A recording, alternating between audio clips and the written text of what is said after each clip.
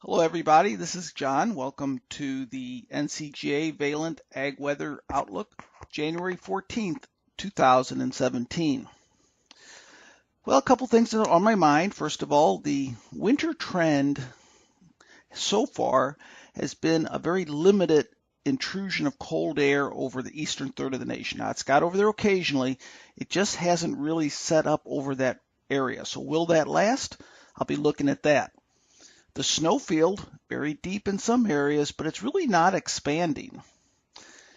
And usually the eastern U.S. is cold, but will that ridge that I've been talking about for the last couple of weeks build over that area? And if it does, it's going to build over that area, bring some milder air in during what is usually the coldest time of the year. Now, over the last week, if we look at precipitation here, it is winter, so a lot of this came in the form of snow in this band that we've watched all winter here. And in this band here, a lot of ice, major ice storm in this band right here. I'm going to show you a couple images here. One, I just noticed it right here. Look at if you track this precipitation, look where it comes from. It comes right from the Gulf of Mexico. So we're getting in some milder air here above the Earth's surface. That's forming liquid precipitation, but we have some cold air at the Earth's surface that's producing below normal or below freezing temperatures, and that's why we're getting that ice. So there was some snow last week. We had some snow. This is early in the week over the upper Midwest here. We added snow across parts of the Dakotas, Minnesota, Wisconsin, and Michigan. And then the latter part of the week, not as much, but we did have some ice in this region here. So really, on my opening comments, I said we do have some pretty extensive snow here. Look at this area right here. 20, 30, 40 inches of snow. That sort of goes right in this band right here. Also the far northeast U.S., Maine. Here's that ice. But everywhere else, we don't have much snow cover. So when we look at the percent or the deviation from what would be normal this time of year, areas in the brighter shades here, the oranges and reds, that's saying we have less snow on the ground right now compared to normal. So Iowa, Missouri, Illinois, Indiana, Ohio, and such, less snow. So you might say, hey, that's great. Well, not so quick. Remember, we need winter precipitation to keep our soil moisture recharged, and we do have some dry areas out there now.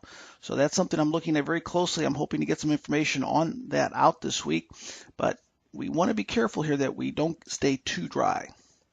Now, temperatures last week, I find it very interesting that week after week after week, the center of the coldest weather is right up here. Some of that has to do with the snow on the ground. Elsewhere, pretty much a little bit above or a little bit below normal. Now, I'm going to go one more week and talk about the Eastern Pacific Oscillation because I think that's sort of been one of the patterns that has helped describe our weather. What that is when it's positive, we get the jet stream south of this area of low pressure, sort of slams into the west coast with a lot of precipitation. Then it's sort of a west to east flow across the U.S. It moderates the coldest air, which is up to the north. And it looks like as we get right through maybe the middle to the latter part of January, it stays positive, and then we begin to get a transition. So just looking at this here, fairly stable type weather as far as temperatures once we get into this positive EPO. But then as we get towards the last week in January, a transition. So keep that in mind. So this week we have a split jet stream. When we get a split jet stream, we often get very unsettled weather. We do have a storm system coming out of the southwest.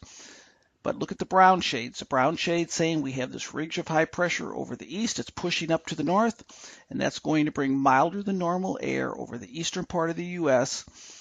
for the average in the first 5 days. I showed in the radar picture, I showed it traced the echoes of moisture, but here's another satellite picture. We can look at it. And actually, we're getting moisture at low levels from the Gulf of Mexico, but if you track it here, we're actually getting Pacific moisture at mid and upper levels. And when we get that, it tends to be a quite wet system.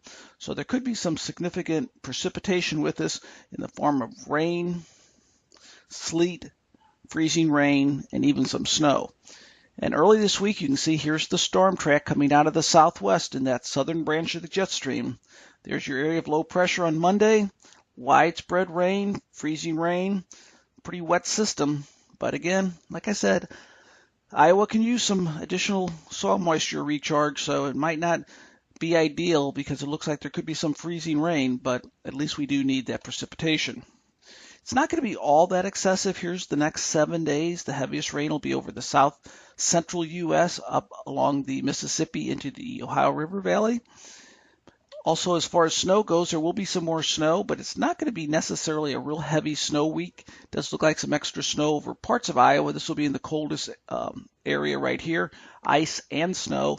And then as we get into Minnesota, more colder air, and it looks like maybe 3 to 4 inches of snow. But again, it looks like most of this will be enough warm air that there's going to be more rain than snow with this system. Okay, as we get into the 6 to 10 day range, we're really beginning to get a sort of a split type pattern. And this is beginning to get into that transition, the early phase of that transition. But over the eastern U.S., you can see we still have this ridge of high pressure. This is that ridge right here. And as you might suspect, well above normal temperatures over the eastern half of the nation in that 6 to 10 day range. Then as we get into the 11 to 15 day range, right now, this is when I think we're going to start to see that transition late in the month of January. The jet stream's still west to east, but the east coast ridge begins to break down, and that warmer air starts to also begin to diminish. We start to get some much colder air in the west. This is going to start to diminish. We still see it lingering in the 11 to 15 days, so we're going into a week or two period of milder weather. But I think the transition late in the month will ultimately bring in some colder air across the eastern U.S. as well. Okay, week 1 precipitation. I described sort of what's going on with this system coming in out of the southwest U.S., moving up to the northeast. Green is showing above normal precipitation anomalies, Texas, Oklahoma, Kansas, Missouri, Illinois. Peripheral states, not as much. Here's week 2. Week 2 is also showing the possibility of some precipitation over the middle part of the nation. It's just a light green, so I wouldn't get too excited, but for the most part, with the exception of the snow band, parts of Nebraska, Iowa, Illinois, Missouri could use that precipitation. Matter of fact, I'm going to put out a blog this week, a post on the drought. I'm going to show you how it's really getting dry in this area right in here. We need additional rain. Okay, now this is weeks 3 and 4. It's way out there, but I wanted to show you that this does show that transition as we get into weeks 4, where we reverse here. The east becomes colder, the west becomes milder, so keep that in mind. It's way out there still, 3 weeks out, but let's keep that in mind because up until then it looks fairly stable as far as milder weather over the eastern U.S. Until that time, weeks 3 and 4. That's the next significant transition. Okay, so one of the things I wanted to show you just real second, can I just have 1 second here? I use the NCGA Weather Decisions dashboard all the time. I just wanted to show you how I am using it right now to monitor some freezing rain. I have the interactive radar on in the back. This is the interactive radar. You can put storm reports on here to look at, what the ice accumulation is and whatnot. What I have here on the left is I have the past total precipitation.